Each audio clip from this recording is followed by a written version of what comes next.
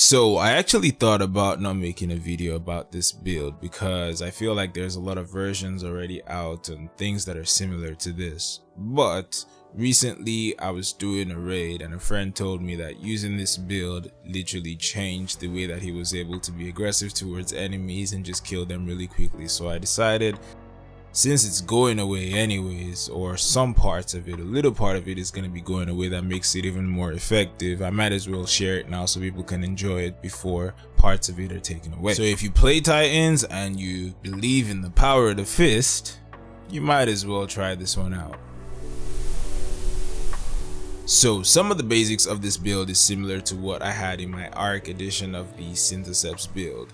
So if you haven't seen that one yet and you're interested in some ARC action, I'm going to have the link to that in the description below and also on the top right corner of your screen. The core of any melee build usually has at least 3 if not all 4 of these mods: Melee Well Maker, Elemental Ordnance, Elemental Charge, and Heavy Hand. Melee Well Maker makes wells from melee kills, Elemental Ordnance makes wells from grenade kills, Elemental Charge turns this wells into charge with light, and Heavy Handed regenerates 50% of your melee anytime it is used. Now that we're going to be making void wells, we can also use one of the best mods in the game, which is called Well of Tenacity. Essentially, it gives you damage resistance anytime you pick up a void well for a certain amount of time. Since with this build, the plan is you melee everything, make a bunch of void wells because of each melee that you do, it means you pretty much have infinite damage resistance to all enemies, which is as tanky as you can get in this game right now. If that doesn't sound busted to you, I don't know what to tell you, but we're gonna keep going with more details on this build. Now moving on to 2 of the mods that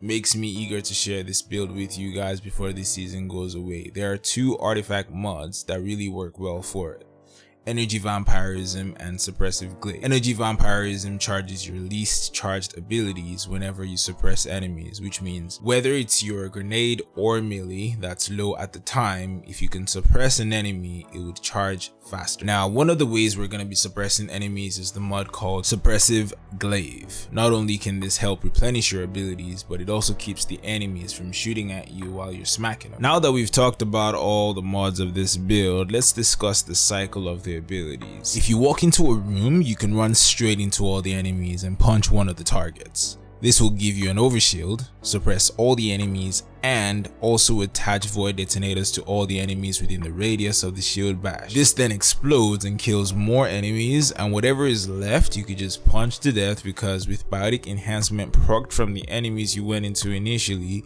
you should be able to just punch and kill everything. Now let's talk a little bit about Void 3.0 on a Titan. I'll show you all the choices, starting with supers. Depending on what activity you're doing, if you need a roaming super, you can use a banner shield, which also gives a 40% damage buff to anyone shooting through it, or you could use the bubble if you're going to be a little bit more stationary in that encounter, because while you're in the bubble you don't get 40% damage like you get with the banner shield, but you do get 30%, and also you have an overshield while you're in it. Moving on to grenades, we're going to be using Suppressor Grenade because, like we said before, the goal is to suppress enemies, because that's one of the ways we're going to get our abilities to charge quicker. For melee, like I hinted earlier, the preferred option here is Shield Bash, because it suppresses all the enemies you hit, and if you kill them, it also grants you an overshield. This is where some people always have an argument as to which one is better. Should I use the Shield Bash or should I use the Shield Throw? The Shield Throw gives you an overshield, but like I said, the Shield Bash, yes, you could say it puts you in a little bit of danger, but if you kill the enemies, since you're using Syntheseps, you not only get the overshield like you do with the shield throw, you also suppress all the enemies around you so they can't actually kill you. Next up, we have aspects. The 2 choices here are Controlled Demolition and Offensive Bulwark. You remember all the talk we had about void detonators on enemies?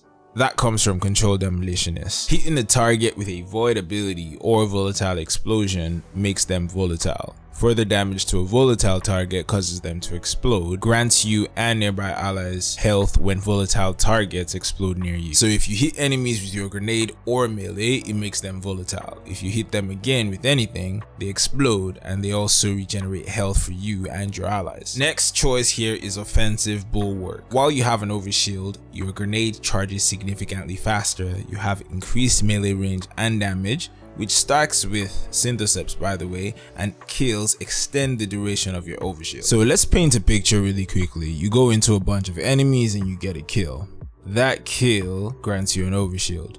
While you have that overshield, your grenade is charging quicker if it's not charged, and you attach volatile to everything and they all explode. And as far as you keep killing things, you keep that overshield. Does that sound crazy to you guys? Well, let's just keep going. So before I was explaining being tanky to you guys based off of Well of Tenacity, which is just your base health. Now you get this overshield on top of that doesn't even tap into your health pool yet. So basically you're running around with an overshield, and that's what you're using to fight all the enemies. And if you ever get into your health pool, Well of Tenacity also keeps you stronger. To me, all of this sounds crazy. If I hadn't actually used this in game, I probably would think it's just something that's made up and wouldn't even work. But let's keep going. For the fragments, we'll use Echo of Exchange. Melee kills charges grenade.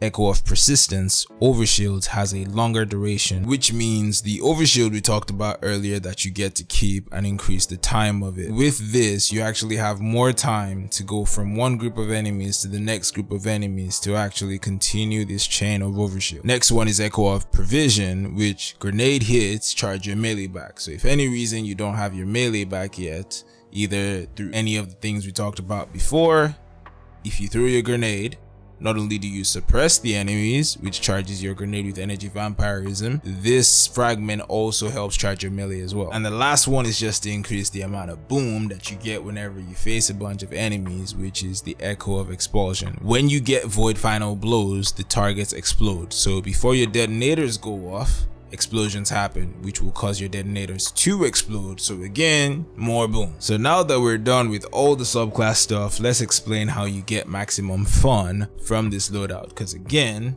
as crazy as this all seems, this is about how you can get as much fun in this game as possible while using Syntheseps on the Void subclass. So the weapon of choice is your glaive and your fist. Step 1, run and punch, get overshield. Step 2, keep punching.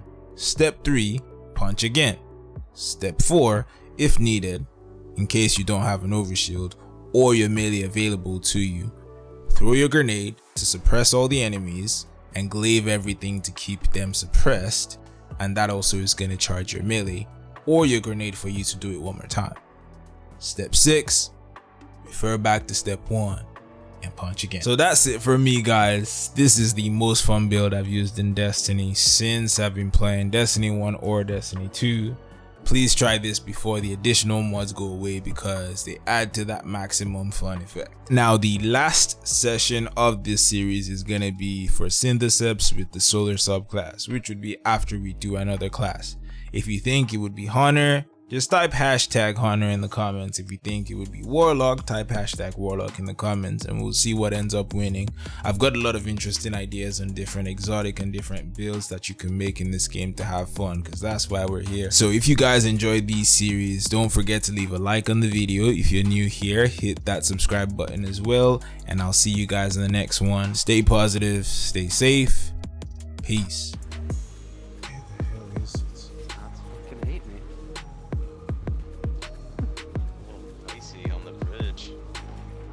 Oh, found it. Jesus. I need that door open. No. I'm farming stuff. Come on, get out. Oh, shoot it. Shoot 7 through. Oh my God.